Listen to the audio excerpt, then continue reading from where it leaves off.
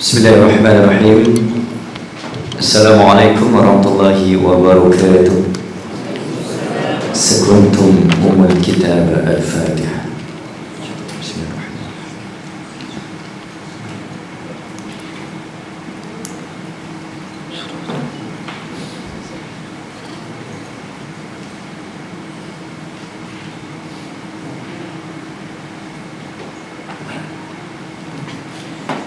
Alhamdulillah Rabbil Alamin. Alhamdulillah thumma alhamdulillah alladhi khalaqa al-insan wa 'allamahu al-bayan. Wassalatu wassalamu ala sayyidil anam. Asyhadu an la ilaha illallah wa anna Muhammadan 'abduhu wa rasuluh.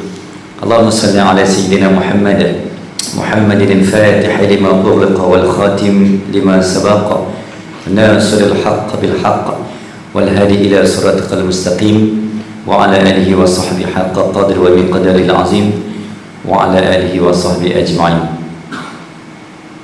Subhanaka la ilma lana illa ma 'allamtana innaka antal alimul hakim. Allahumma faqihna fid din wa 'allimna ta'wil. Ya Allah, Kau faqihkanlah kami ya Allah. Kau cerdik dan pandaikanlah kami ya Allah dalam urusan pengajian dan pembelajaran agama kami ya Allah. Kau alimkanlah kami dalam penafsiran dan ta'wil ini ya Allah. Warzuqna fahman nabiyyin. Kau rezekikanlah kepada kami kefahaman sebagaimana Engkau rezekikan kefahaman kepada para nabi.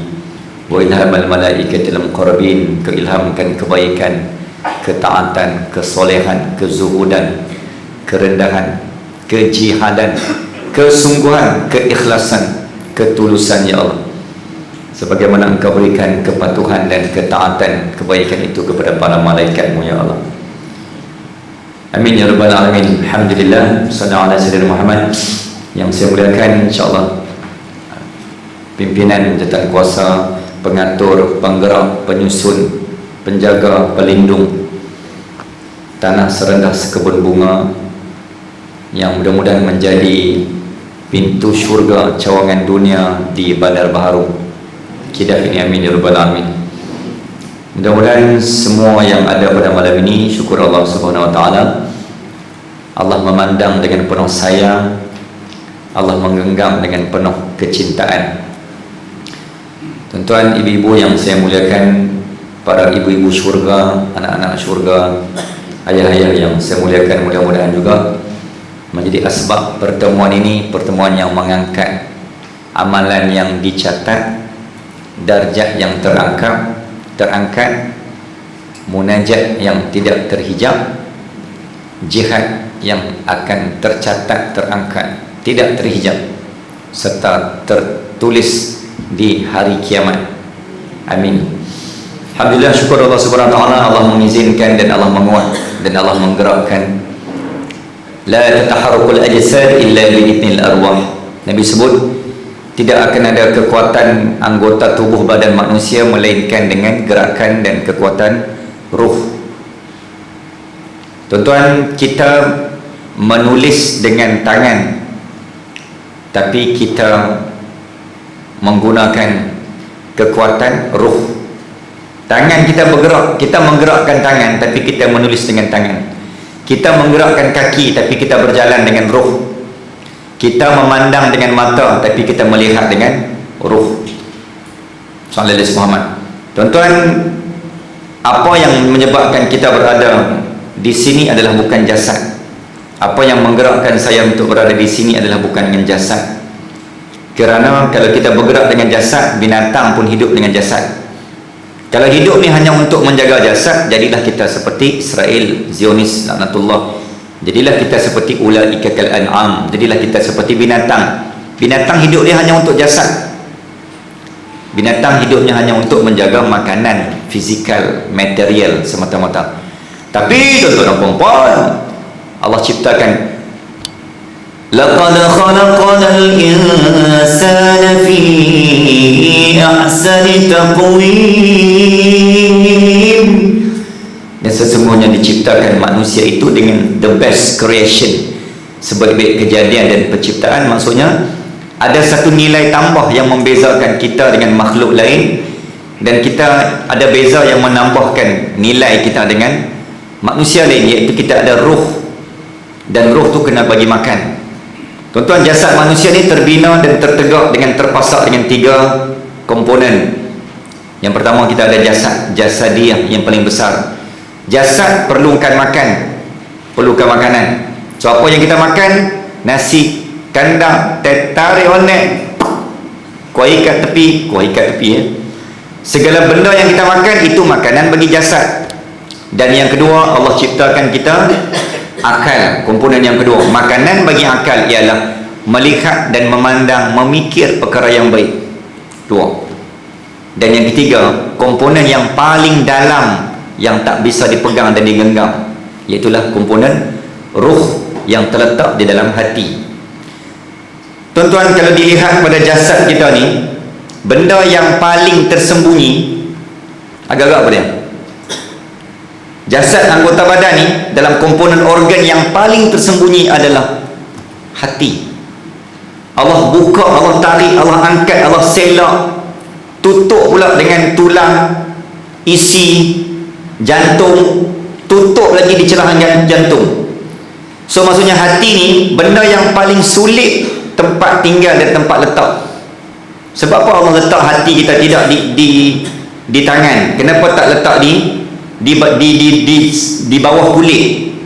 Bawah kulit ada isi, bawah isi ada tulang, bawah tulang ada darah. Ini kita panggil jasad, organ yang mudah untuk dicapai. Tapi hati paling susah untuk digapai dan dicapai. Kita tekan, kita robek, tak jumpa lagi hati. Sebab apa? Paling sulit. Sebab Allah tahu benda paling payah nak jaga adalah hati. Maka Allah telah bantu kita untuk aku letak di tempat yang paling sulit, yang tak ada orang boleh sampai. Sebab Allah tahu kita tak pandai jaga hati. Kan? Ibu-ibu pandai tak jaga hati, Ustaz? Tak pandai sampai hati. Kita memang tak pandai jaga hati orang. Hati kita pun tak pandai jaga. Sebab tak pandai jaga tu lah Allah simpan kita di hati, di tempat yang paling sulit dan sembunyi. Sebab aku tahu apa ni memang tak diharap. Hati hampa pun apa tak pandai jaga. Kan? Apatah lagi hati orang. Jadi aku tumpang jaga, aku tolong jaga, maka aku letak di tempat yang paling dalam. Itu sebagai mukadimahnya. Maka hidup manusia ni adalah untuk menjaga hati dan roh, bukan menjaga jasad. Sebab ketika jasad bergelar jenazah, tuan-tuan, hati, ketika kita bergelar jenazah, ni ayat ni mahal ni, tuan-tuan kena ambil dulu. Ayat ni saya dapat pada Langkawi. Saja nak abang atau bawa balik Langkawi. Point tu. Ingat abang-abang je boleh pergi Langkawi. Saya pun boleh. Excuse me. Okay. Setakat Langkawi je pun. See my level, okay? Kat mana tadi? Sambung. Ketika kita bergelar jenazah, tuan-tuan, jasad kita akan menjadi tanah, tetapi ruh kita akan tetap berlari dan hidup bertemu Allah. Apa maksudnya? Saya ulang. Hari ini saya ulang. Silakan. Saya ulang, tuan-tuan. Ketika kita bergelar jenazah, jasad kita akan kembali mereput menjadi tanah. Kullukum min Adam wa Adam min turab. Namun ruh kita akan tetap hidup dan berjalan, bertemu dan menuju Allah. Ketika itulah ruh ni perlukan benda makan. Apa yang ibu-ibu duk buat, itulah makanan ruh untuk nak hidup lama selepas kematian. Jasad tak ada dah, jasad jadi tanah dah. Yang ada hanya ruh. Ruh ni adalah organ, kita sebut komponen paling lama hidup adalah ruh lah, yang akan hidup sampai ke syurga, bukan jasad. Itu sebagai mukadimahnya. Muslimin dan muslimat rahimakumullah, sallallahu alaihi wasallam Muhammad. Insyaallah kita nak bawa perbincangan dan perkongsian kita malam ni pada satu tajuk fokus yang harus berikan fokus tumpu, benda yang paling dekat dengan kita sebenarnya. Dalam Quran Allah sebut kalimah ni 4 kali menggunakan kata nama, dan dalam Quran Allah sebut perkataan ni dalam bentuk kata terbitan sebanyak 24 kali, iaitulah al-jahdu, menghasilkan perkataan jihad. Benda yang sangat dekat dan rapat dengan kita adalah jihad yang kita sedang buat. Dan jihad ni berlaku everyday. Paling mudah nak faham tentang jihad bila kita lena dan kita tidur. Kita tidak bangun dengan jasad, kita bangkit, hayya 'alas salat,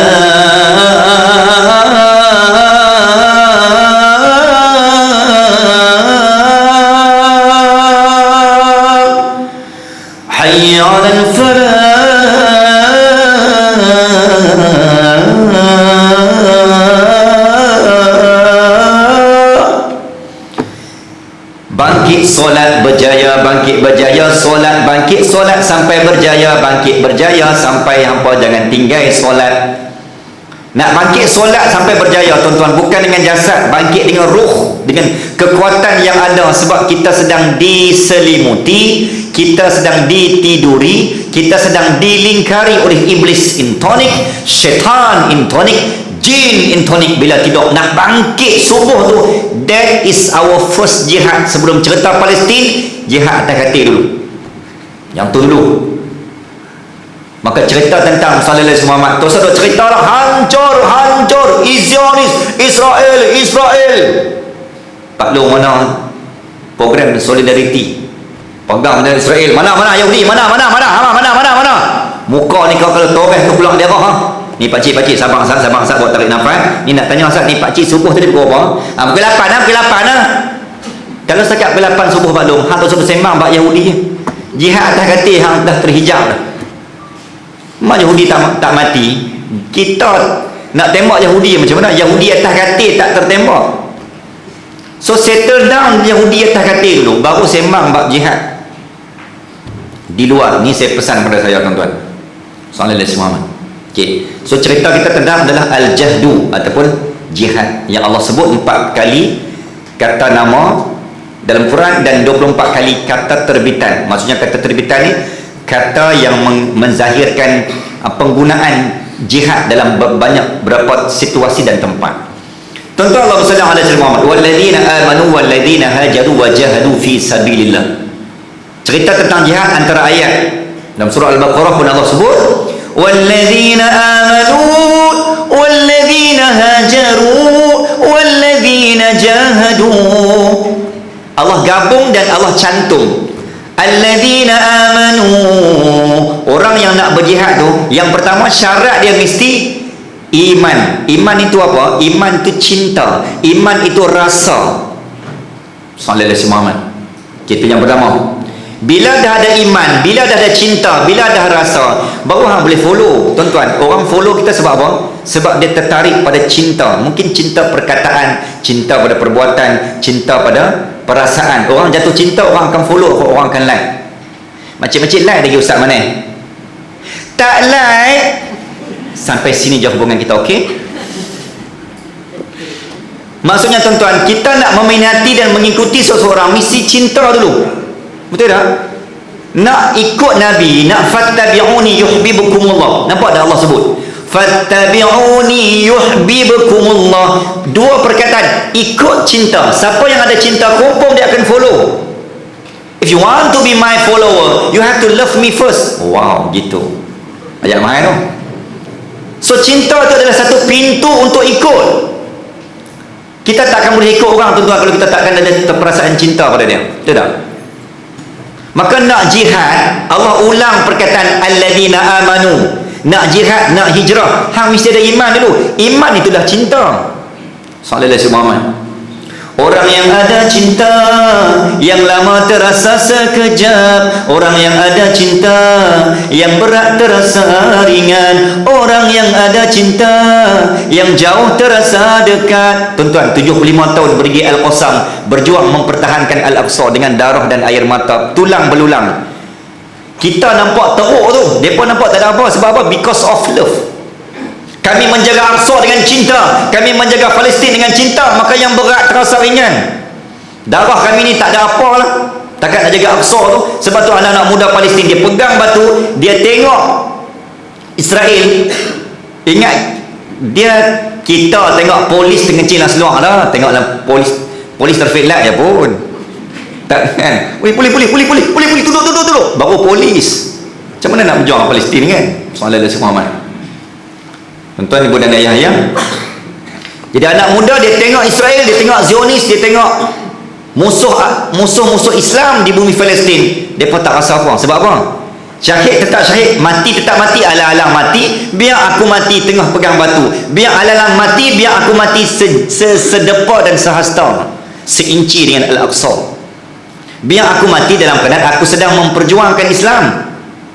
Sebab apa? Because of love. Amanu hajaru jahadu. Cinta hang takkan berkira dengan Allah. Cinta hang takkan berkira dengan ustaz. Cinta hang takkan berkira dengan akhirat. Cinta. Bila cinta, Nabi tak berkira dengan jarak Mekah Madinah. Sebab tu Nabi berhijrah because of love. Kenapa Nabi tak minta, ya Allah, nak naik burak daripada Mekah ke Madinah? Sebab Allah kan boleh buat daripada langit. Kalau setakat naik ke langit, tuan-tuan, naik burak takkan Mekah Madinah tak boleh naik burak. Logik akal. Tapi Nabi tak minta. Because of what? Sebab Nabi telah dicas iman dia dalam 7 petala langit, Sidratul Muntaha. Tengok syurga, jumpa Nabi-Nabi sampai ke Al-Aqsa. Iman Nabi dicas. Kan sebelum tu kan disebut Amul Huzni. Nabi kehilangan dan kematian Sayyidatina Khadijah. Nabi kematian Pak Menakan Abu Talib sallallahu alaihi wasallam. Nabi injet, Nabi dibaling batu, Nabi cedera jasad, Nabi terluka fizikal. Allah rawat dan Allah rehat R&R Nabi, Sidratul Muntaha, naik ke Isra wal Mi'raj, singgah ke Palestin. Iman Nabi dicas, turun ke bumi, tak ada rasa apa. Setakat 450 kilometer ke Madinah, tak rasa apa.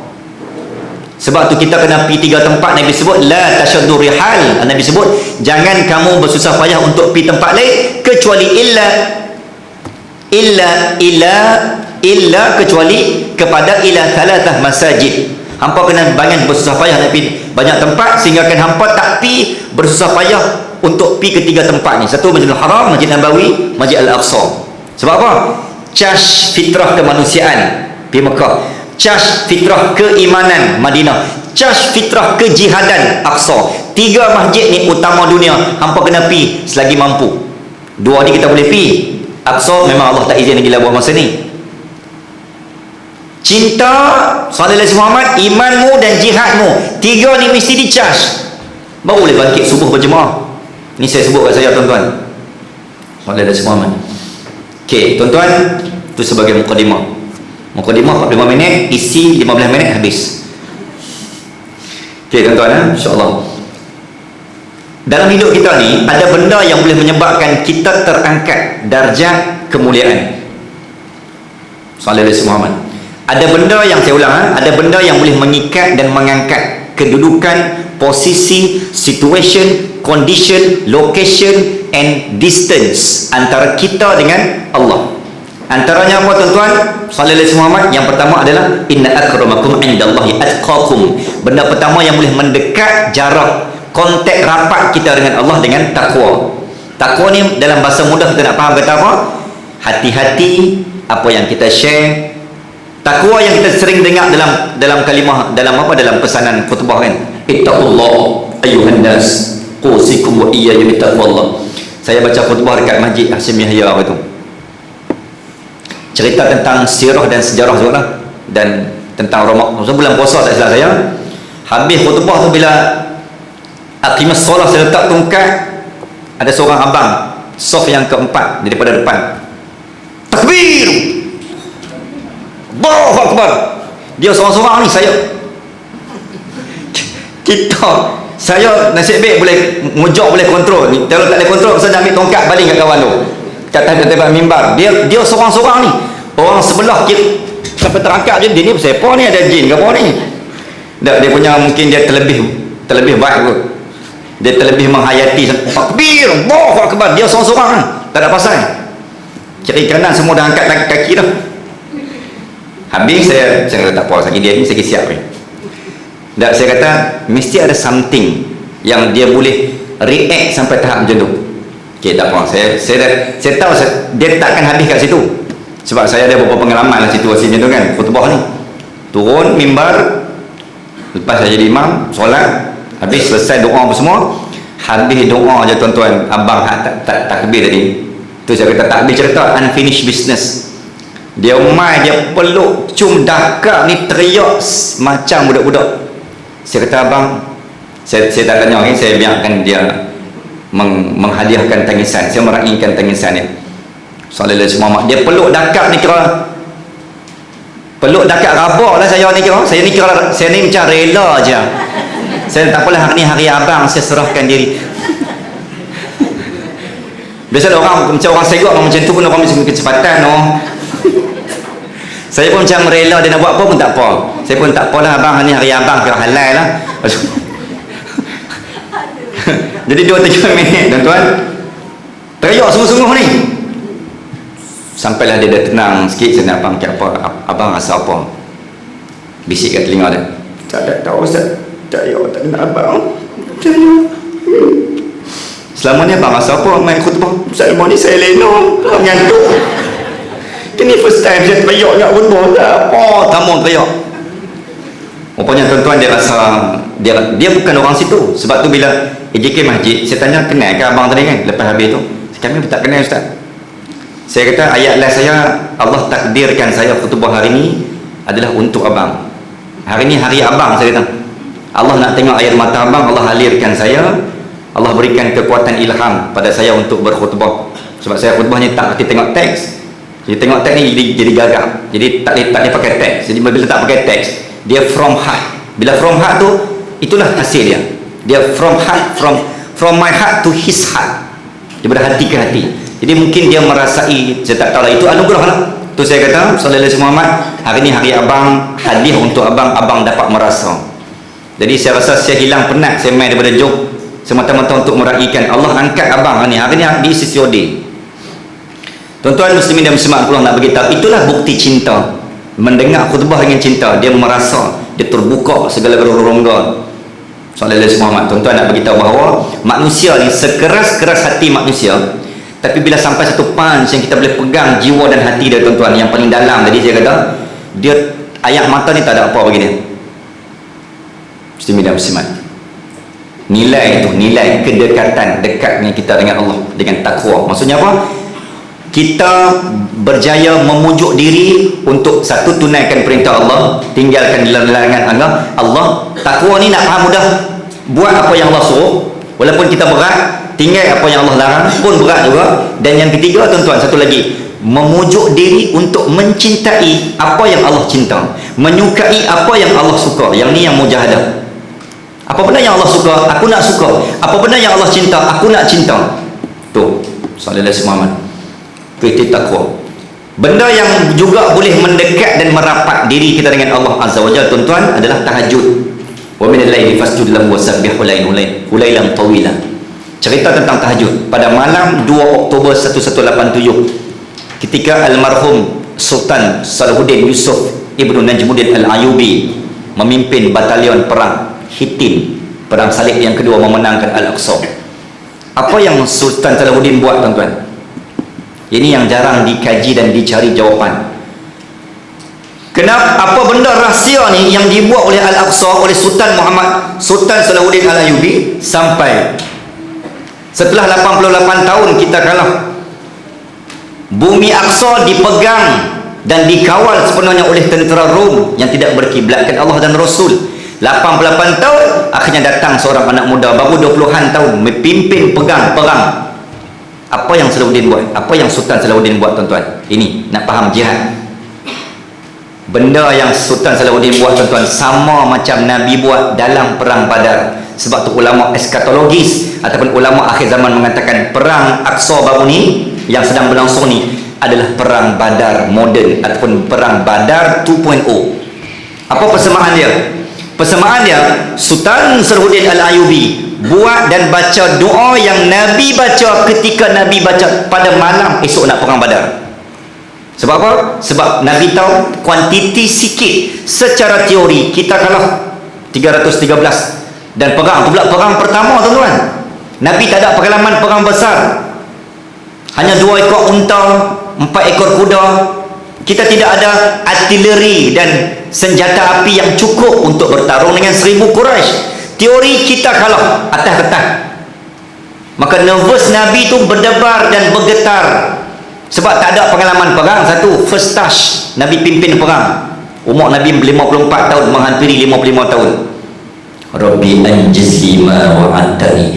Satu doa panjang yang meremang kalau kita dengar, ya Allah, andainya engkau tidak bantu kami pada malam ini, andainya engkau tidak turunkan pertolongan pada perang pertama ini, ya Allah, la tu'bad ba'dal yaum, engkau akan saksikan agama ini tidak akan disembah dan engkau tidak akan disembah selepas ini. Doa tu dia macam doa munajat, doa psycho dia panggil, doa spiritual.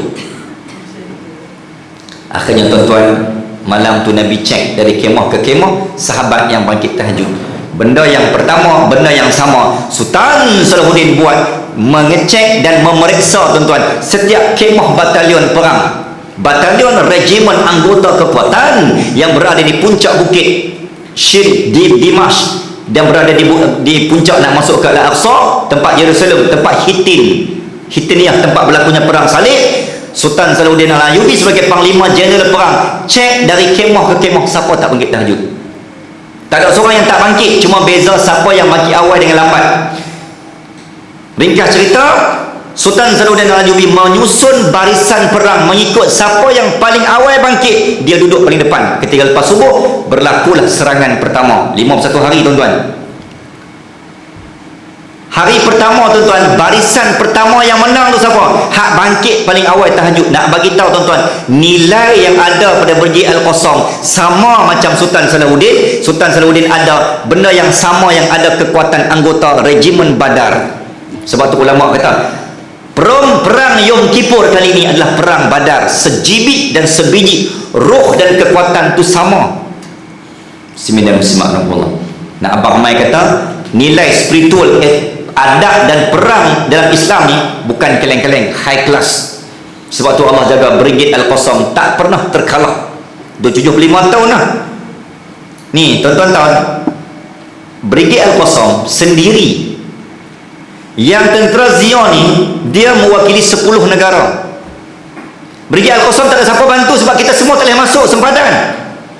Jadi tentera Zionis dia bukan tentera Zionis sendiri. Tentera Zionis dia adalah gabungan tentera-tentera koalisi ataupun tentera bersekutu. Di belakangnya ada US, belakangnya ada NATO, belakangnya ada Perancis, belakangnya ada sekutu Israel. Maksudnya katakanlah 10 negara yang membantu tentera Zionis Israel. Sedangkan Brigade Al-Qassam sebiji sendiri. Maksudnya tuan-tuan 1 lawan 10. Tiba-tiba 10 tumbang kalah. Mau Israel tak malu. Jadi kekuatan Israel, kesombongan Zionis dilondehkan oleh tentera Brigade Al-Qassam yang hanya berdiri sendiri. Tak ada siapa bantu pun. In tansurullaha yansurukum wa yuthabbit aqdamakum. Kami hanya ada tanazzalul malaikatu waruh. Kami hanya ada malaikat yang turun bantu. Tuan-tuan, dalam perang Badar persamaan yang seterusnya dengan perang Yom Kippur ni, wartawan Israel menulis, Palestin ada hantu apa hantu mana yang tolong Brigade Al-Qassam ni? Sat-sat tentera Israel jatuh, sat-sat tentera Israel tumbang, tanpa Brigade Al-Qassam buat apa-apa. Apa jihad ni? Apa jenis jihad perang yang Brigade Al-Qassam guna ni? Bismillahirrahmanirrahim. Dalam catatan rekod mengatakan sepanjang 91 hari berlangsung, tak kurang 1,600 tentera Zionis Israel tumbang terkena gangguan PTSD, psycho disorder, gangguan cacat kekal. Tak ada siapa-siapa buat, tiba-tiba tumbang, jatuh, dia tersengit. Lebih kurang itu, lebih kurang. Berani siapa ni? Yahudi, berapa Yahudi tengok? Yahudi tahu, siapa ni yang kata kat kami, siap. Sebab hang mana? Tamaneh tu kami tak boleh buat apa, Yahudi kata. Bismillahirrahmanirrahim. Allahumma salli ala sayyidina Muhammad. Okey. Nak Abang Mai kata apa tuan-tuan? Nilai jihad yang ada pada Brigade Al-Qassam ni kita tak boleh ukur pada, tak ada nilai nak beritahu. Punya tingginya nilai ruh jihad. Bismillahirrahmanirrahim. Tuan-tuan, kenapa nabi-nabi dulu mulia? Sebab nabi-nabi dulu, para nabi adalah manusia yang paling merendah walaupun mereka tinggi. Ketika program saya baru ni dengan program Solidariti Diraja, saya cerita kat ibu-ibu, kekanda kedua pada Sultan Abdullah Agung baru ni adalah dia buat program Solidariti Diraja. Jadi saya dijemput untuk mengisi ruang program bersama dengan semua kerabat, cerita tentang Palestin je. Rupanya tuan-tuan, geng-geng sultan-sultan ni mereka sangat terpanggil dan terkesan dengan cerita Palestin. Sebab dalam kalangan kerabat mereka ada satu sekolah yang dibina di Palestin, dan salah satu sekolah Gaza, sekolah yang di bawah kelolaan diraja Sultan Pahang pun telah menjadi salah satu mangsa korban Zionis. Jadi kerabat-kerabat ni dia sangat terkesan dan terpanggil. Jadi saya kongsi benda ni antara dia.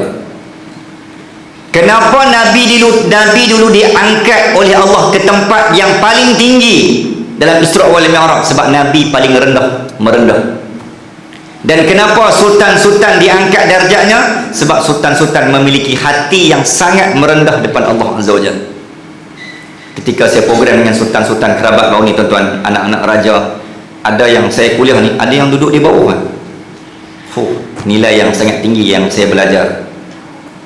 Saya sebut patutlah Allah angkat kerabat Sultan Pahang ni, Sultan Abdullah, kerana mereka memiliki jiwa kerendahan yang sangat merendah, sangat humble, walaupun nilai mereka tinggi di sisi manusia. Sallallahu alaihi Muhammad. Okey. Jadi tuan-tuan nak beritahu bahawa jihad ni adalah orang yang paling merendah pada Allah Azza wa Jalla. Allah akan beri kekuatan yang paling tinggi. Muslimin dan muslimat rahimakumullah. Okey, cerita tentang jihad. Sallallahu alaihi Muhammad. Apa yang kita nak boleh ambil faham tentang jihad ni? Tadi saya kata jihad ada ciri-cirinya, mesti ada cinta. Yang kedua, poin yang seterusnya, jihad ni dari segi bahasa mudah kita kata orang yang dia ada sifat bersungguh-sungguh, itulah jihad. Ibu-ibu sungguh-sungguh jalan kaki ni walaupun sengit main kuliah, nak main tengok Ustaz Maneh lah. Demi Ustaz Maneh, makcik jalan sengit-sengit walaupun terlanggar tiang, main juga. Maksudnya apa? Nilai kesungguhan itulah jihad. Bersungguh untuk bangkit main, bersungguh untuk berjalan. Tuan-tuan, di Masjid Taman Keladi ada seorang abang, dia tak ada kaki. Saya kalau sampai kuliah situ, saya mesti akan menitis air mata. Sebab apa? Dia antara orang yang paling awal sampai duduk soh depan, tak ada kaki. Dua-dua tak ada kudung, tapi tiba sampai paling awal. Tu kita kata, kadang manusia kita ni, sallallahu alaihi Muhammad, ada orang yang sempurna fizikal tapi cacat spiritual. Tapi ada orang yang cacat fizikal tapi sempurna pada fizikal, spiritual. Ada orang yang sempurna pada anggota tubuh badan tapi cacat pada perasaan. Kita sempurna pada tubuh badan tapi kadang cacat pada perasaan. Ada masjid tak rasa nak singgah, ada tabung tak rasa nak sedekah, ada Quran tak rasa nak bertelaah, ada asatizah tak rasa nak memberikan izzah dan hormat. Sallallahu alaihi wasallam. Ada something wrong dalam hati kita, muslimin dan muslimat. Maka jihad itu apa dia? Sungguh-sungguh dalam amal, sungguh-sungguh dalam taat, sungguh-sungguh untuk tinggal benda yang Allah larang, sungguh-sungguh walaupun kita kekadang on off, kekadang buat, kekadang tak, kekadang buat yang Allah larang, kekadang on off. Itulah jihad kita, itulah mujahadah kita. Walaupun taubat kita sering kali diulangi, tetapi dosa kita sering, taubat kita sering kali diingkari kerana dosa kita sering kali diulangi. Kenapa taubat perlu diulangi? Sallallahu alaihi Muhammad. Sebab apa? Sebab bila dosa kita sering kali diulangi, maka taubat kita sering kali diingkari. So nak kena ulang. Tubana ya Allah, tubana ya Allah. Semua tubana ya Allah, tubana ya Allah, wa raja'na ya Allah, wa raja'na ya Allah, wa nadimna ya Allah, wa nadimna ya Allah. Tuan-tuan dan puan-puan muslimin dan muslimat rahimakumullah. Dalam kita membicarakan juga tentang jihad ni, orang yang berjihad ni umpama dia sedang bekerja untuk Allah dan Allah lah majikannya. Bila kerja untuk Allah dan Allah lah adalah Allah is my boss, Maka dia tak heran dah, hang bayar gaji ke tak bayar gaji, Allah yang bayar gaji aku. يا أيها الذين آمنوا هل أدلكم على تجارة تنجيكم من عذاب أليم. Surah As-Saff. Surah As-Saff. Nak tak aku beritahu dekat kamu ada satu skim perniagaan cepat kaya. Kalau kamu join, kamu masuk, kamu confirm akan kaya sampai syurga dan mulia. Rupanya tuan-tuan, di dunia ni ada skim cepat kaya yang Allah cipta, yang Allah yang tawarkan. Apakah itu? Ketika mana kamu guna tulang belulang isi kuku, kulit, jasad, mata, telinga kamu ni, kamu guna untuk fi sabilillah, wajahadu fi sabilillah. Kamu guna untuk jaga masjid, kamu guna untuk imarahkan program masjid, kamu guna untuk mempertahankan masjid, maka pergi Al-Qasam mengajar kita arti the real jihad, the real warrior, nilai jihad yang sebenar. Kita boleh tengok dekat anak-anak Gaza mengajar erti ikhlas. Sallallahu alaihi wasallam. Tuan-tuan, ada seorang dalam 2 minggu lepas, seorang budak muda jalan kaki nak pergi masjid, kena serpihan bom mortar bom. Satu kaki dia pudung. Ketika pudung tu tuan-tuan, dia merangkak. Saya tak boleh tengok. Dia merangkak ni, kuis sebelah dia terkepit dah tangan, nak terputus dah. Yang kaki sebelah pudung, dia merangkak pergi ke masjid, dalam kanan kaki dia pudung. Dia kata apa tuan-tuan? Sallallahu alaihi wasallam. Darah sedang mengalir, darahmu menjadi sumber pelita iman. Anak-anak Gaza, engkaulah lambang pahlawan sejati. Darah yang mengalir, itulah sumbu pelita syurga. Merangkak, dia kata apa? Nak mati dah, memang nak mati dah. Alang-alang nak mati, biar aku mati rapat dekat erat sambil aku pegang pintu Al-Aqsa, biar aku mati kat situ. Dalam keadaan dia mencurah-curah darahnya. Itulah skim perniagaan cepat kaya. Maksudnya apa tuan-tuan? Kita guna apa yang Allah bagi deria ni untuk agama Allah. Makcik-makcik yang kita berada di hujung usia ni, semua guna untuk jalan agama Allah Azza wa Jalla. Telinga guna untuk Allah, dengar kuliah, tangan menulis ilmu. Ini je yang kita mampu. Inilah jihad kita. Tak mampu turun di medan perang, inilah jihad kita. Walaupun ada penyakit macam-macam, go out, go in, check it out, all in, all out. Kaki tu bengkak, ya Allah, orang sebelah kata alhamdulillah, macam bengkak lah, tahniah lah, ni kaki bengkak, mesti banyak tahajud, doa, go out. Nak sebut gak tu pun tak mahu nak bertulis. Lepas kau ingatkan kaki bengkak sebab Qiyamulai. Tak apalah, jadilah Sallallahu alaihi Muhammad. Bengkak zaman muda, ni zaman hujung usia ni tak apa, biar bengkak sebab Qiyamulai. Tuan-tuan muslimin dan muslimat rahimakumullah, Allahumma salli ala sayyidina Muhammad. Abang kata, orang yang berjihad macam Al-Qasam, tuan-tuan, mereka kerja untuk Allah. Tu tak heran. Ada duit ke tak ada duit ke, Allah yang bayar gaji, Allah bayar dengan syurga. Tuan-tuan, darah syuhada dah 25,000 ni sejak 7 Oktober, dah 25,000 syuhada. Maka Palestin disebut Darus Syuhada, bumi yang paling banyak syuhada, syahid. Itu baru dikira 7 Oktober, tu tak kira daripada 1948 dah berapa juta dah syuhada. Sebab tu tuan-tuan, pijak tanah Gaza ni tak sama macam pijak tanah Malaysia, tak sama. Tuan-tuan tengok macam tanah Uhud kan. Uhud, tuan-tuan tengok Uhud. Tuan-tuan cuba tengok bukit Uhud tu. Bukit Uhud dia tak sama dengan bukit-bukit yang lain. Sebab apa? Dia Ahlul Jannah. Dia hidup. وَلَا تَقُولُوا لِمَنْ يُقْتَلُ فِي سَبِيلِ اللَّهِ أَمْوَاتٌ بَلْ أَحْيَاءٌ وَلَكِنْ لَا تَشْعُرُونَ. Jangan kamu sangka, jangan kamu kata orang yang berjuang di jalan Allah itu mati. Dia tak mati. Bal ahya, bahkan mereka akan terus hidup, sedangkan kita yang tak sedang. Jangan sangka pergi Al-Qasam itu mati. Jangan sangka anak-anak Gaza itu mati. Dia pun tak mati, cuma jasad tak bergerak. Bal ahya, itu janji Allah. Sebab tu orang pijak tanah Al-Aqsa 3 hari, 5 hari, seminggu tak makan. Dia senyum, dia jalan, tak ada apa.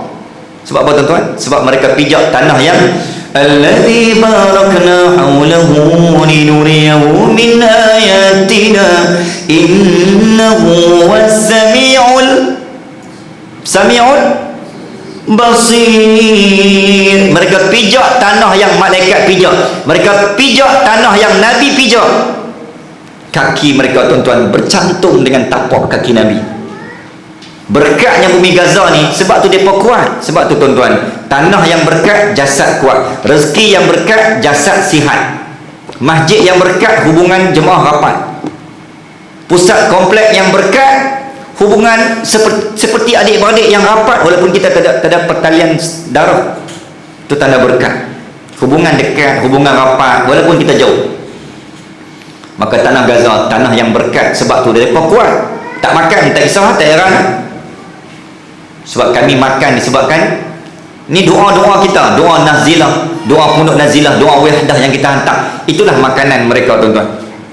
Dalam kita yang lain, anak-anak Gaza nak kata apa? Tak apalah kalau hampa tak lemai pun tak apa, wahai geng-geng kidaf. Hampa hantarlah doa kunut nazilah.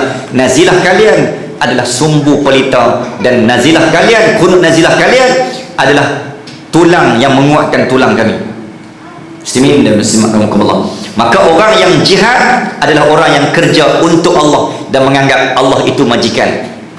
Dan hanya selayaknya Allah yang membayar. Sebab tu tuan-tuan, darah syuhada Aqsa dan Gaza, darah mereka mahal.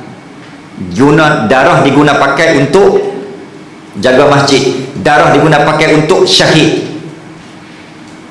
Darah kita tuan-tuan mahal tak mahal? Balik lagi macam-macam try balik pihiri tengok tangan, bawa darah tu pergi jual kat pasar. Nak beli berapa ni darah makcik? Mahal tak darah kita orang nak beli? Tapi darah Gaza mahal tuan-tuan. Allah beli dengan syurga. Jazaan bima kanu ya'malun. Sallallahu alaihi wasallam. Tuan-tuan muslimin dan muslimat. Okey, apa lagi yang kita boleh ambil ruang dan peluang kesempatan ilmu yang kita nak ambil tentang jihad ni tuan-tuan? Sallallahu alaihi wasallam. Sering kali kita dengar ulama dan asatizah kita membahas jihad ni kan banyak kategori. Antara jihad yang paling dalam lah kita kata, Nabi sebut la hijrata ba'dal fathi. Tidak ada hijrah, tidak ada hijrah selepas Fathu Mekah kecuali illa jihad wa niyah. Selepas berlakunya Fathu Mekah tak akan ada lagi hijrah kecuali dua benda, iaitu jihad dan juga niat.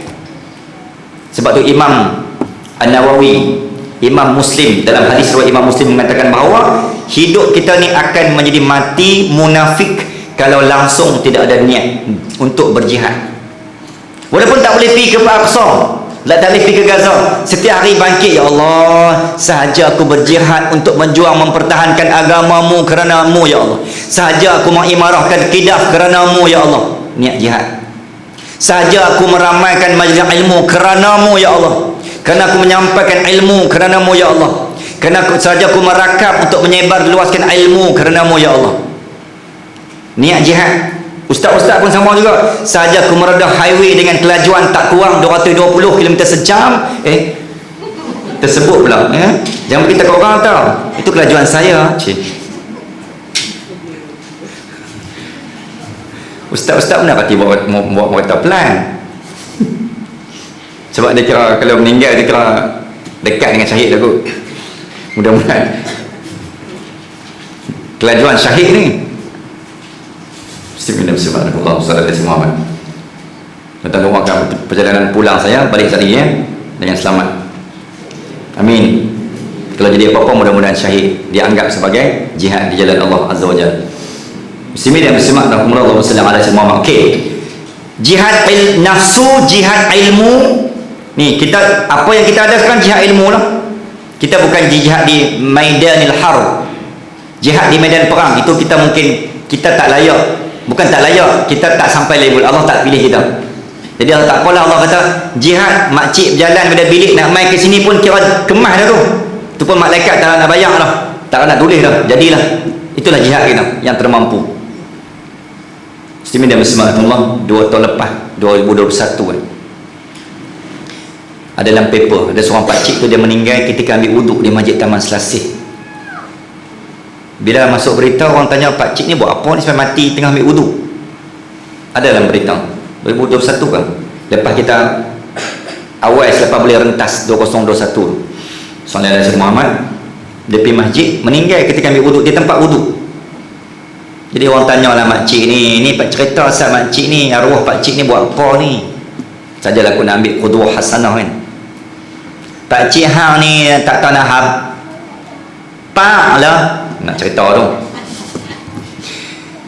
Sat-sat dulu hidup ni lah suka ambil wuduk. Sat-sat ambil wuduk, batal wuduk ambil wuduk, ambil batal wuduk ambil wuduk. Nak pergi hantar cucu ambil semayang, nak pergi market ambil semayang, nak pergi kebun ambil kerja ambil semayang, pantang batal wuduk pakcik hang ni. Akhirnya tuan-tuan, itulah bukti the way of death is depends of your is on our the way of death is depends on our the way of life. Cara mati ditentukan oleh cara hidup. Sallallahu Alaihi Muhammad. Maka tuan-tuan, orang yang mengaji, mudah-mudahan Allah akan matikan kita ketika tengah mengaji. Orang yang suka ambil wuduk, Allah matikan dia ketika ambil wuduk. Mudahnya pakcik tu meninggal, tuan-tuan, wuduk dah ambil dah. Walaupun sekali nak mandi wajib untuk ni kan, untuk dimandikan jenazah, dan dia meninggal tempat orang nak mandikan dia. Kita kalau mati, kita lah mati di jalan. Payah tuan-tuan, nak kena telefon ambulan, nak kena mai, nak kena tunggu. Jadi payah juga lah cerita tu, nak kena pergi. Jadi payah.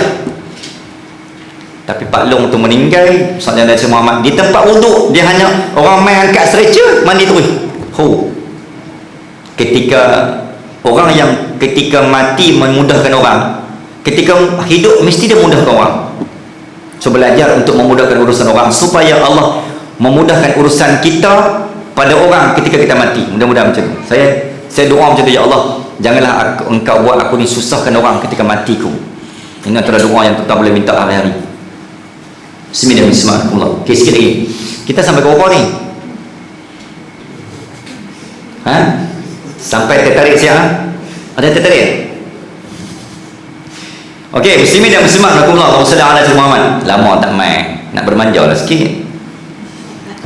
Okey, tuan-tuan, di bumi Palestin kita nak ambil apa nilai jihad yang kita boleh belajar. Okey, ibu-ibu Gaza, apa nilai jihad yang diajak kita? Kita boleh ambil ibrah dan tahu jihad daripada ibu-ibu. Tuan-tuan, ibu-ibu Gaza ni, tuan-tuan tengok dalam sudut kongsi dalam kuliah kan, fakta tahun 2008 berlaku ni lah, perang macam ni lah. 2008 22 hari, ini dah 91 hari. Ketika 2008 direkodkan 1,500 anak muda dan kanak-kanak syahid di bumi Gaza 1 Disember sampai 22 Disember 2008 perang. Krisis ni lah, 1,500 orang gugur sebagai syahid. Dalam tempoh 20 hari tu, Allah takdir dan Allah lahirkan 1,500 anak dan bayi lahir daripada ibu-ibu Gaza. 1,500 Allah ambil cash, Allah bayar 1,500 bayi dilahirkan. Poin dia apa? Berkatnya ibu Gaza. Dan mereka kalau mengandung, bukan jenis mengandung macam kita ni, meroyan minta chicken chop tak mau ayam. Pernah dengar tak makcik minta chicken chop tak mau ayam? Dia pergi rumah anak dia Kuala Lumpur, tak makan ayam, makan kambing, nak sebut lamb chop tak reti. Ni makcik nak order nak chicken chop satu, tak mau ayam, nak kambing. Pakcik, tu lamb chop. Dia tak reti sebut lamb chop tu, nak lembu, nak kambing. Order chicken chop tapi tak mau ayam, macam mana? Itu bid'ah nama dia. Bismillahirrahmanirrahim. Iklan. Okey. So ibu Gaza mengajar kita jihad mereka melahirkan pejuang. Ibu-ibu Gaza ni bertarung dengan kekuatan, walaupun disepak terajang dengan polis-polis Israel, dia tetap tidak berganjak, tuan-tuan. Ya Allah, lahirkanlah aku daripada rahimku ini, ya Allah. Lahirkan dari rahimku, lahirkan daripada perutku, ya Allah. Tumpangkanlah perut aku. Aku nak tumpang berkat syuhada. Biar syuhada pergi Al-Qasam tu 20 tahun akan datang, lahirkanlah dia daripada rahimku sebelum ku mati. Aku tumpangkan rahimku ya Allah, lahirkanlah paling kurang pun seorang pun jadilah. Maka Allah lahirkan 1,500 anak-anak bayi. Sebab tu tuan-tuan, anak-anak tentera Zionis sangat takut kepada ibu dan juga anak-anak muda Gaza. Sebab itu brigade yang akan melahirkan, yang akan direkrut menjadi pejuang brigade Al-Qassam. Itu semua syuhada. Jadi ibu-ibu mengajar kita arti jihad untuk melahirkan syuhada. Jihadnya kekuatan tak larat dengan riang. Orang kena kata riang kan. Dengan riang yang ada nak beranak juga. Makcik nak beranak. Tak kira umur 70 nak beranak. Ada orang macam tu lah, lebih kurang lah. Jadi macam-macam yang ada malah kena beranak. Betul.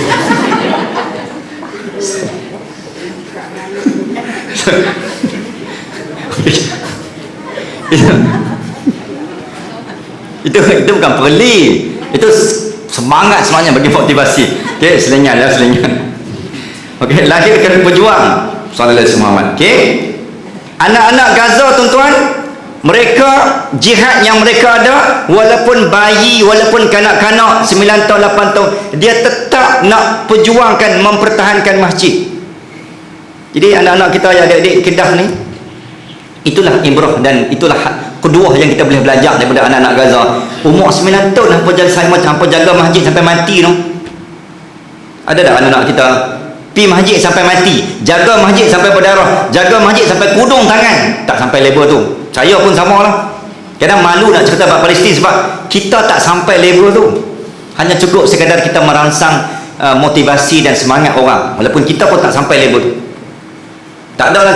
Tuan-tuan, kita tak pernah tak kita main masjid sampai berdarah? Tak ada. Yang ada darah haid lah kan. Itu je lah. Walaupun tak berdarah dah.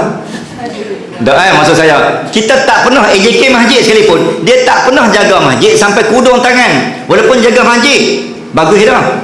Yang amuru masjid Allah, tapi tak pernah lah sampai kena baling batu, tak pernah. Kita tak sampai level tu maqam. Jadi jihad yang ditunjukkan oleh anak-anak Gaza sebenarnya, Allah nak suruh kita belajar bab tu sebenarnya.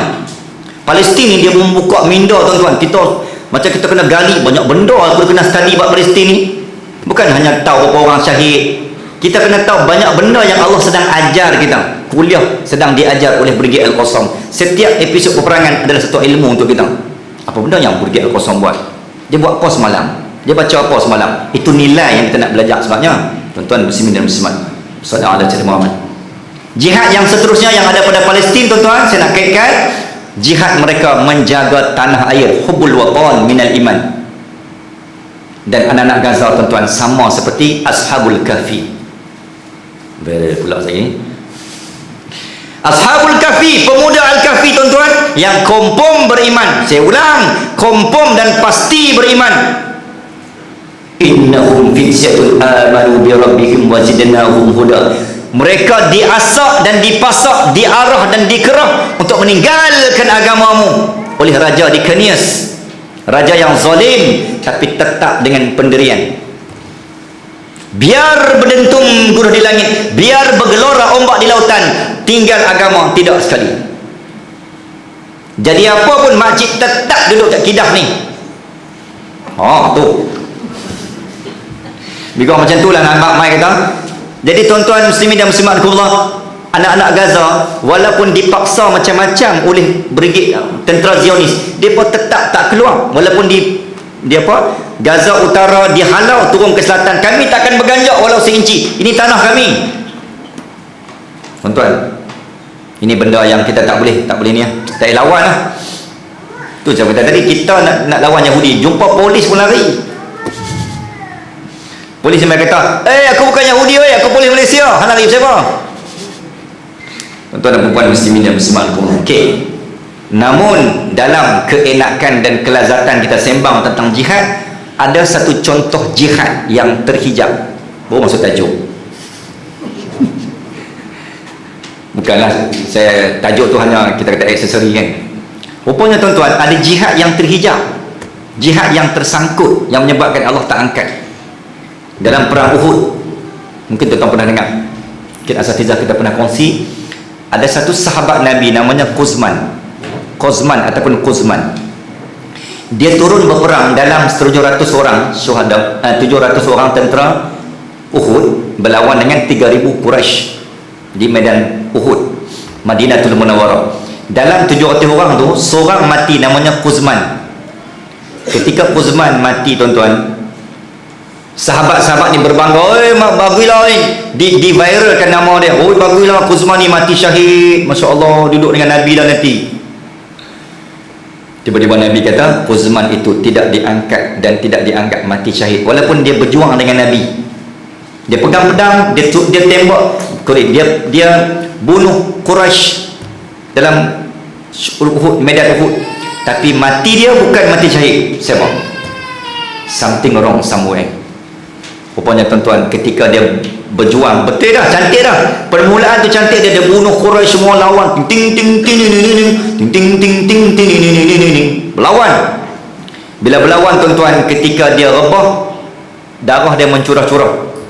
Dia tak larat dan dia tak mampu menahan kesakitan. Akhirnya dia ambil pedang dan dia tikam dadanya. Dia mati. Sayang tuan-tuan, sayang kan? Cantik dah, cantik sikit. Hang tahan saja.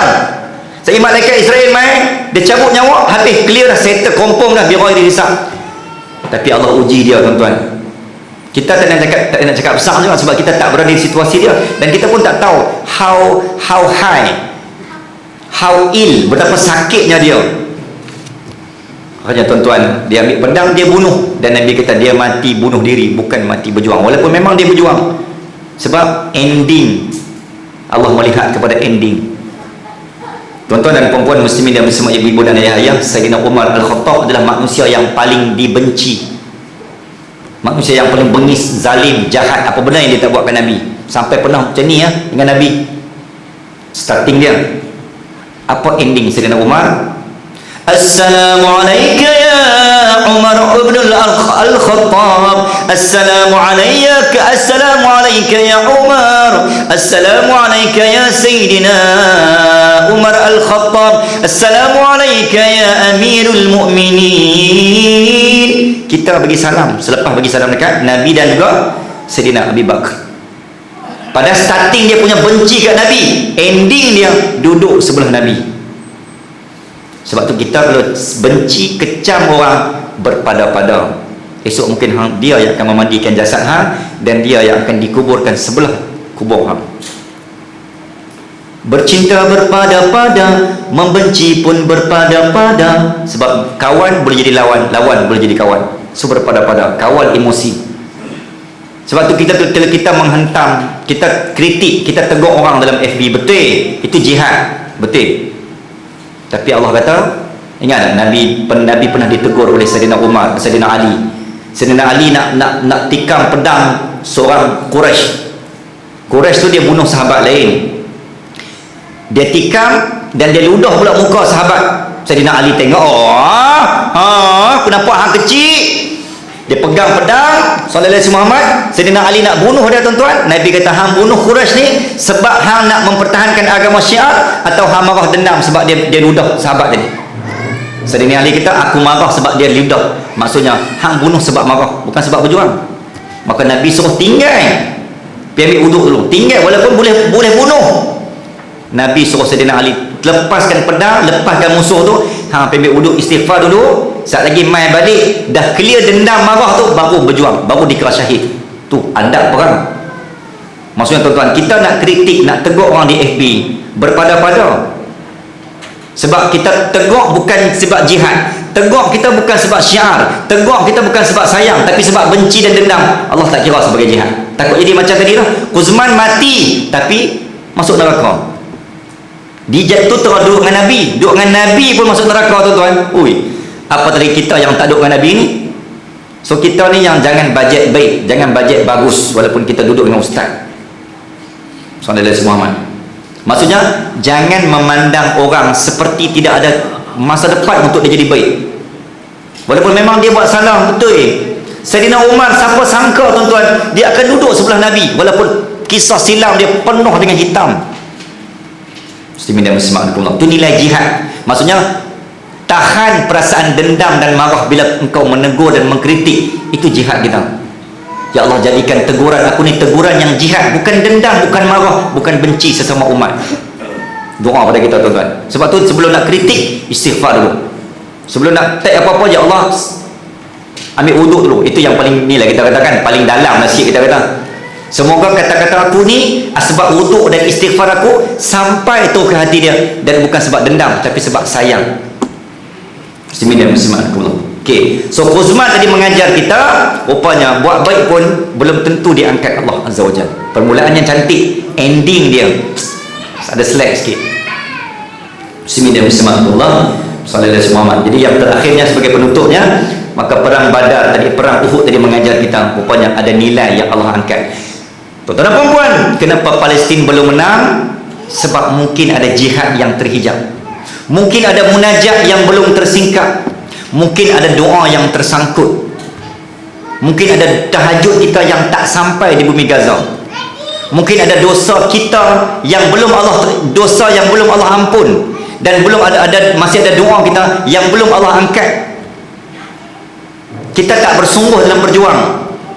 Palestin belum menang kerana kita belum cukup tulus berjuang. Belum cukup, tak cukup lagi ni. Sebab tu Palestin tak menang lagi. Kalau Palestin menang awal, dia jadi macam cerita Hindustan lah. Cerita Hindustan 3 jam dia kena tembak dulu kan. Hero kena tembak 2 jam 50 minit, 5 minit nak habis, hero akan bangkit, menang. Jihad menang tu. Bayangkan kalau tiba-tiba hero kalah sejam. Tengok cerita 3 jam, hero kalah dah. Nak tengok apa lagi? The anti-climax. So hero tu akan menang walaupun dia kena tikam awal, hujung dia akan bangkit balik. Mitun cap kerabuti. Macam kenal cik? Tu zaman kita no. Hampa kenal? Hampa tak kenal? Alif Tiga kenal? Hampa tak kenal apa? Ustaz pernah kenal kan? Hampa ni memang ahli akhirat semua no. Benda dunia semua tak kenal. Dunia ni kena ambil juga. InsyaAllah. Tuan-tuan muslimin dan muslimat Allah SWT. Okey, jadi saya kira kita sudah berada di penghujungnya tuan-tuan. Ini nak beritahu bahawa tuan-tuan, jihad mahar dia adalah 3 benda, 3 titis, 3 leleh dan 3 titis adalah mahar untuk berjihad. Yang pertama darah, titisan keringat, titisan air mata. 3 benda ni memang kena sentiasa ada. Kalau tak ada 3 benda ni, mungkin jihad tu tak boleh nak sampai.